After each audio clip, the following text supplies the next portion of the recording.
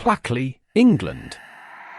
A picture-perfect village tucked deep within the Kent countryside, where ivy climbs over red brick cottages and mist curls gently above the meadows at dawn. The sort of place you'd find in a storybook, where everything is neat and serene. The scent of wood smoke drifts through the air, and church bells toll softly across the fields, inviting a sense of peace. It's the kind of place where time seems to slow down, and the bustle of the modern world feels far away. But beneath that calm lies something else. Something darker. Because Pluckley holds a title no other English village dares to claim. It is known as the most haunted village in England. And tonight, we'll uncover the cursed history behind this quiet hamlet, the tragedies that bled into its soil, and the spirits that still wander its lanes. From screaming woods and phantom carriages, to the restless dead that linger in pubs, churches, and crossroads. These are the ghosts of Pluckley. But be warned, some who visit after dark say the village doesn't let go so easily. So, if you ever find yourself on the road to Pluckley, remember, once you step into the mist, something might just be waiting for you. Number 1. The Screaming Woods, During Woods. You stand at the edge of a forest older than memory. The air is heavy with history, and the trees, twisted and gnarled, seem to stretch toward the heavens as though they've witnessed centuries pass by. The locals call it During Woods, but outsiders know it by another name, the Screaming Woods. During the day, it looks like any other forest.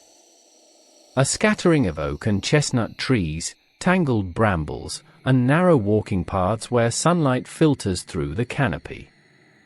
But as the sun sets, something shifts. The woods become something else entirely. They feel alive. When night falls, the woods come alive with sound, and not the kind you'd expect. People who have ventured in after dark report hearing screams. Not faint or far away, but piercing cries that echo through the trees, reverberating off the trunks, as though someone, or something, is being dragged into the darkness. The screams are not human, they sound guttural, full of terror, as if the forest itself is alive with anguish. The legend dates back to the 18th century, when a group of woodcutters vanished without a trace. Their bodies were discovered days later, their faces frozen in terror, as if they had witnessed something that drove them to madness. Some say their spirits are still trapped in the forest, forever screaming, forever searching for a way out. But it doesn't end there. There's also the story of Robert Du Bois, a notorious highwayman who was cornered here by villagers. As the cold autumn night drew in, Robert fought back fiercely, drawing his sword in a final act of defiance. But it was no use. He was struck down, and his body was left propped against the ancient oak, dying while standing. They say the tree could never grow straight again after that night, its bark forever marked by his blood. To this day, travelers and campers speak of eerie whispers circling their tents, the cracking of branches just out of sight, and footsteps pacing just beyond the firelight. One hiker recounted hearing a man scream her name, though she had never shared it with anyone in the village. To this day, locals avoid During Woods after sundown. They say the forest remembers. And if you listen too closely, you might hear it remembering you. Number 2. St. Nicholas Church, the Red Lady and the White Lady.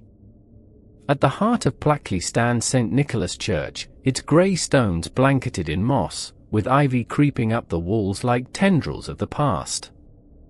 The graveyard stretches out beneath crooked yews, their branches twisted into unnatural shapes as if reaching for something they can never have.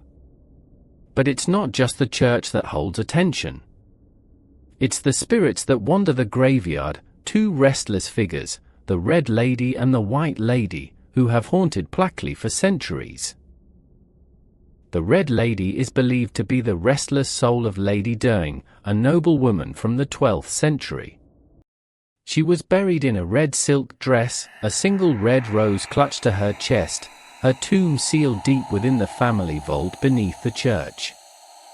But late at night, a figure cloaked in crimson is seen wandering among the graves, carrying a red flower, her face pale and sorrowful.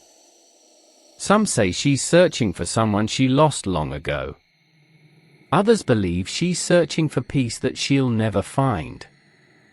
Then, there's the White Lady, a spirit even more tragic. She was entombed in 7 coffins, one inside another, in an attempt to contain her spirit. But the effort failed. Despite these precautions, her apparition continues to appear, drifting silently through the churchyard mist.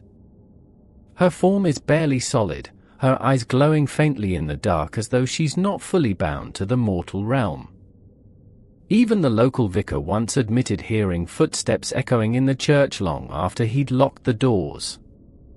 Some nights, when the moon is full, both ladies are said to appear together, the Red Lady and the White Lady standing silently by the old yew, watching the world pass by. Others claim they've heard soft weeping rising from beneath the earth itself, as if the graves beneath them are restless, begging to be opened. Number 3. Fright Corner, the highwayman's last stand. At the edge of the village lies a lonely crossroad known as Fright Corner. It's a place that has earned its name the hard way, not through folklore, but through blood. It was here, on a cold autumn night, that a notorious highwayman met his end.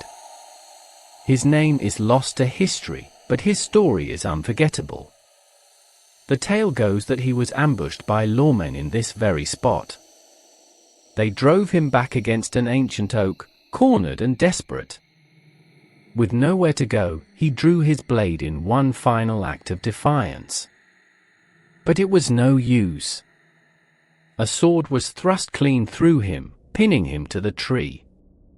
He died standing, his body hanging upright as blood soaked into the bark of the ancient oak. After his death, the tree reportedly never grew straight again. The trunk twisted in unnatural shapes, as though the land itself was marked by the blood of the dying.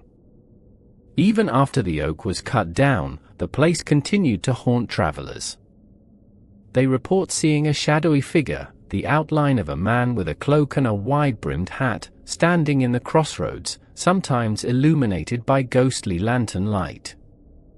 Those who approach say the figure vanishes in an instant, but not before they hear the rasp of metal, like a blade being drawn from its sheath. Perhaps the highwayman still stands guard, waiting for travelers to cross his corner one last time. Number 4. The Black Horse Inn, Spirits at the Bar.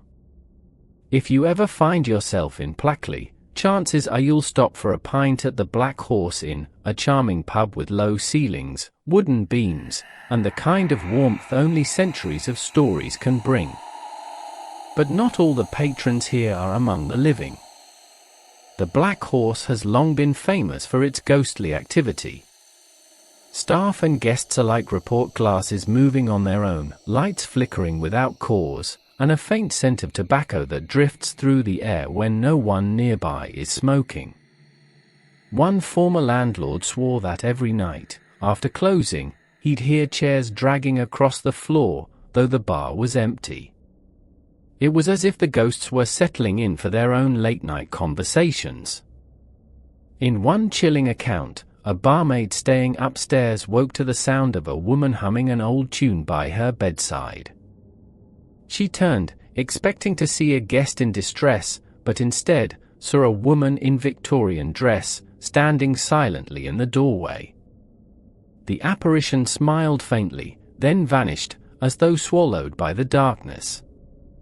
Some say she's a former innkeeper's wife, still tending to guests long after death. Others whisper that she's one of the Red Lady's descendants, doomed to repeat the same eternal vigil. Either way, when you raise your glass in Pluckley, you might not be drinking alone. Number 5. The Watercress Woman, the Bridge of Fire. Finally, we come to one of Pluckley's most tragic and tragic spirits, the Watercress Woman. In life, she was an old woman who made her living selling watercress by the roadside. Every evening, she'd sit near a small bridge, warming herself with a pipe as she waited for customers. But one bitter winter evening, her pipe set her clothes ablaze. The flames spread quickly, and by the time villagers found her, it was too late. Her body had been consumed by fire, reduced to ash beneath the bridge. And that's where her spirit remains. Walk past that spot on a cold night, and you might see a flickering orange glow rising from beneath the bridge, like the embers of her final fire. The faintest smell of burning tobacco drifts across the water whenever her spirit is near. Some say they've seen her form materialize in the smoke, her face lit by phantom flames, her eyes hollow with eternal sorrow. Even now, the bridge is said to hold the memory of her tragic end. It's said that if you follow that scent too closely, you might see her waiting for you in the fog, holding her pipe, still burning. You've now walked through Pluckley, a village where death never quite lets go. From the blood-soaked trees of Fright Corner to the whispering ghosts of St. Nicholas Church, this village has earned its title many times over. And yet, every year, visitors still come, drawn by curiosity or the thrill of the unknown. Some leave with nothing but photographs. Others leave changed. So we'll ask you, if you found yourself on that misty road through Pluckley, would you keep driving, or stop, just to listen? Because they say, if you stand still long enough, the village will whisper your name. If these stories sent a chill down your spine, give this video a thumbs up, and share it with a friend who loves a good scare. Tell us in the comments, which of Pluckley's ghosts would you least want to meet? And remember to subscribe to Ghostly Tales, and hit that bell icon, so you never miss another journey into the shadows. Until next time, sleep well. If you can.